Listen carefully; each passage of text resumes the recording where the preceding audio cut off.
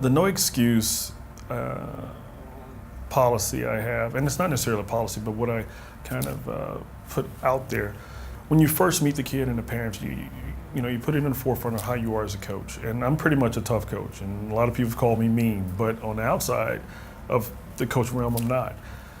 But when we're out on the field, if you make an excuse saying you can't do something, well, when you're taking a test, you're going to make an excuse, I couldn't study for this test.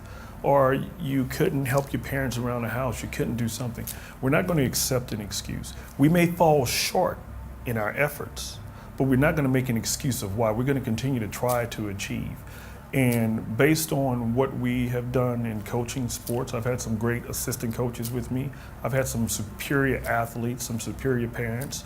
We've seen where not tolerating an excuse has benefited us. You don't always get the best athletes. Any coach can have great athletes and win. But when you're just having any athlete and you push them to be the best they can be and say, well, coach, I can't do what he can. No. You can do what he can do. You may not be able to do it at his level, but you can do the exact same thing. But you have to continue to push forward. So I'm not going to accept the excuse of what you can't do or what you don't feel like doing. We're going to push forward. And they buy into it, and they buy in quick, because you keep that straight and narrow, black and white, and there's no gray areas. Okay, nobody's going to be able to get away with it. Everybody's going to have to follow no excuses. And it goes for me too. If I make a mistake as a coach, there's no excuse. I made a mistake, I own up to my mistake, and we move forward. And I admit to the kids, I made a mistake. And it happens.